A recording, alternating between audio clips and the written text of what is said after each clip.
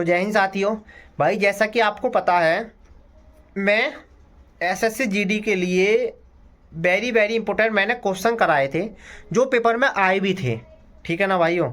अब मैं जैसा कि आपको पता ही है, 2 फरवरी से नहीं 2 मार्च से आरपीएफ कांस्टेबल के एग्ज़ाम चालू होने वाले हैं, जिसमें मैं आपको 15 से 20 क्लास लाऊंगा, 11-11, 15-15 मिनट की, बस आपके लिए रिवीजन के लिए। भाई उसमें मोस्ट एक्सपेक्ट क्वेश्चन कराने की कोशिश करूंगा जो भाई मैथ में कमज़ोर हैं।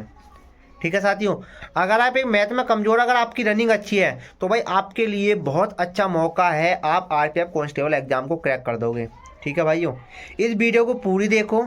मैं प्रीवियस ईयर क्वेश्चन कराने की कोशिश करूंगा आपको आरपीएफ एसआई के अंदर, और जब 2 फरवरी के बाद जैसे क्वेश्चन आ रहे हैं बिल्कुल वैसे ही क्वेश्चन मैं आपको कराऊंगा। ठीक है साथियों, गगन भाई का हमारा 2 फरवरी का ही पेपर है, उनका मैं आपको रिव्यू दिलाऊंगा।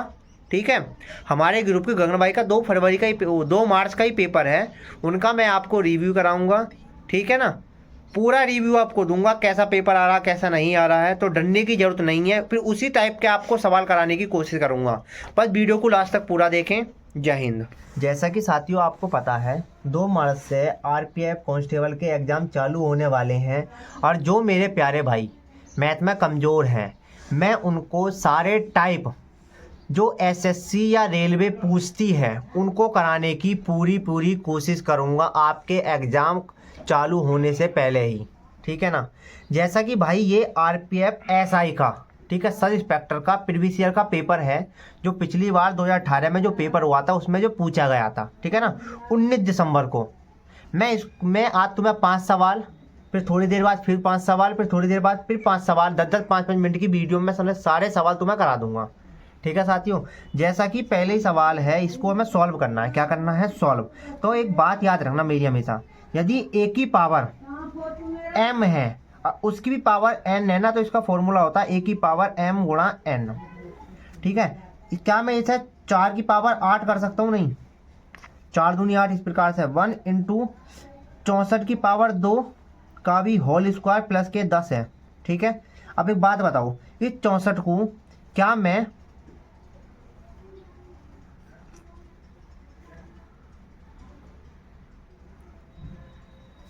4 की पावर 3 कर सकता हूँ? नहीं इसे, तो 4 की पावर 8 गुणा 1 इंटू 64 को 4 की पावर 3 की भी पावर होल स्क्वायर प्लस के 10।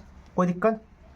अब 4 की पावर 8 गुणा 1 इंटू 4, 3 दूनी कितने हो गए? 6, तो 4 की पावर 6 हो गई, की भी पावर 2 प्लस के 10। कोई दिक्कत साथियों?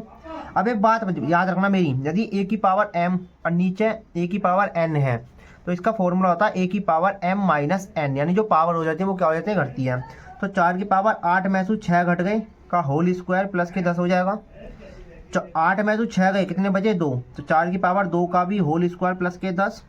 अभी मैंने एक फॉर्मूला बताया, a की पावर m की पावर n है ना, तो उसको होता है मल्टीप्लाई। 4 2 4 2 दूनी 4, तो 4 की पावर हो गई 4 प्लस के 10।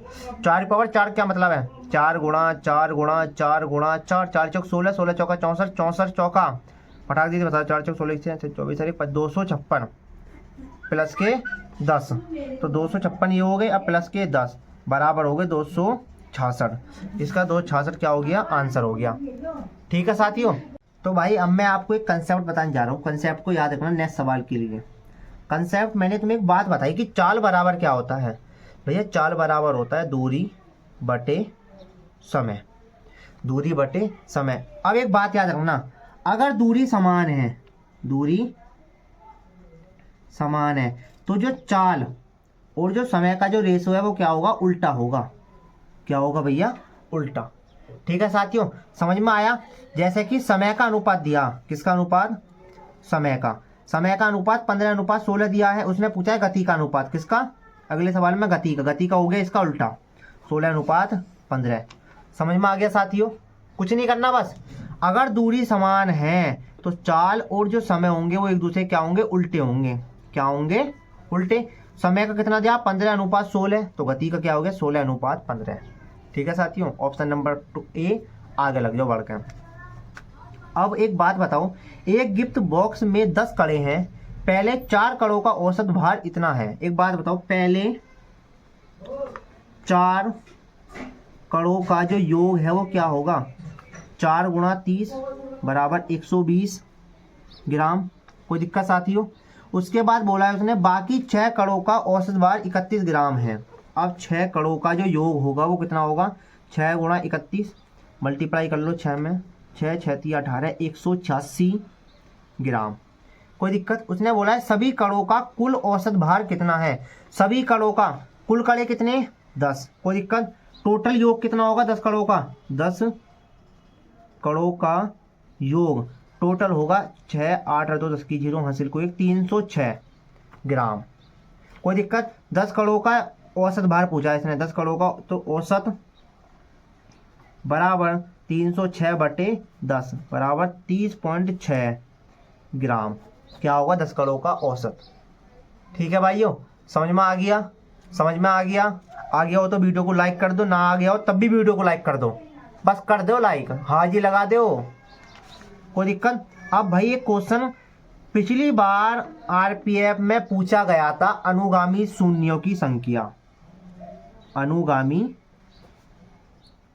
शून्यकों की संख्या। भाई कुछ नहीं करना है, बस मेरा एक सिंपल फॉर्मूला आजमा लेना बस। जैसे कि इसने पूछा है 76 फैक्टोरियल, इसे बोलते हैं फैक्टोरियल।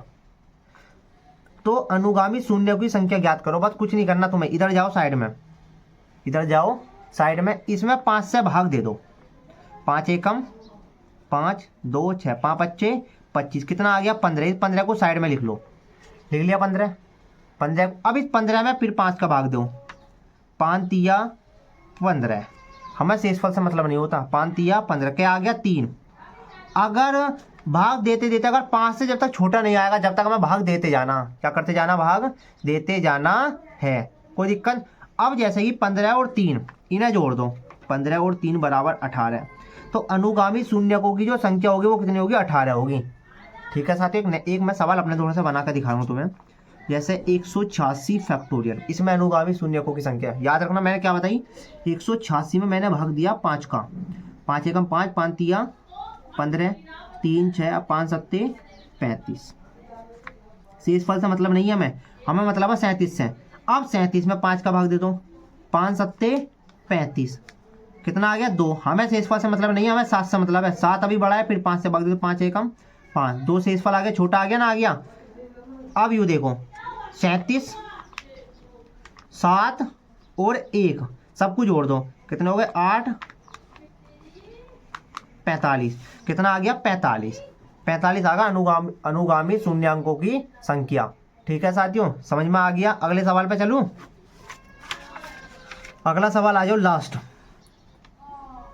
ये कह रहा है स्टेशन मास्टर ने एक आयताकार डिजिटल बोर्ड की लंबाई 3% बढ़ाने और चौड़ाई 3% घटाने का निर्णय लिया, तो बोर्ड द्वारा क्षेत्रफल में होने वाला कुल परिवर्तन। अगर मैं तुमसे कुल परिवर्तन पूछूं तो एक इसका फॉर्मूला है, कुल परिवर्तन x प्लस वाई प्लस एक्स वाई बटे 100। अगर वृद्धि हो रही है, क्या हो रही है? वृद्धि तो हमें प्लस लेना, अगर हानि हो रही है तो हमें माइनस के लेना। ठीक है साथियों, जैसा कि बोर्ड डिजिटल बोर्ड की जो लंबाई है वो 3% बढ़ाने को बोला, यानी वृद्धि हुई है कितने की? प्लस 3% की। और जो क्या है चौड़ाई घटाने को, तो हानि हुई है कितने परसेंट की? -3 की। एक्स की जगह रख दो +3, वाई की जगह रख दो -3, प्लस -3 गुणा प्लस के 3 बटे 100। इससे ये कट गई, 3 तिया हो गई -9 बटे 100। जब 9 में हम 100 का भाग देंगे तो 0.09% आ गई माइनस। अगर यहाँ प्लस आती तो भैया होती वृद्धि, माइनस आई है तो होएगी हानि। जैसा कि इसमें हानि यानी कमी, 0.09% की कमी हुई है भैया, आंसर ये रहा। ठीक है साथियों, समझ में आ गए 5 के 5 सवाल? अगर समझ में आ गए तो भाई लाइक कर देना वीडियो को, कमेंट में बता देना कि मैं समझ में आ गए। ठीक है, बने रहो मेरे साथ। आपको मैथ में एक अच्छा योद्धा ना बना दिया भाई, नाम बदल देना। ठीक है साथियों, नहीं कंसेप्ट के साथ सवालों को सिखाऊंगा भाई, ये रिवीजन करने का बहुत अच्छा तरीका है आपके पास। ठीक है साथियों, जय हिंद। वीडियो को यहीं एंड करेंगे।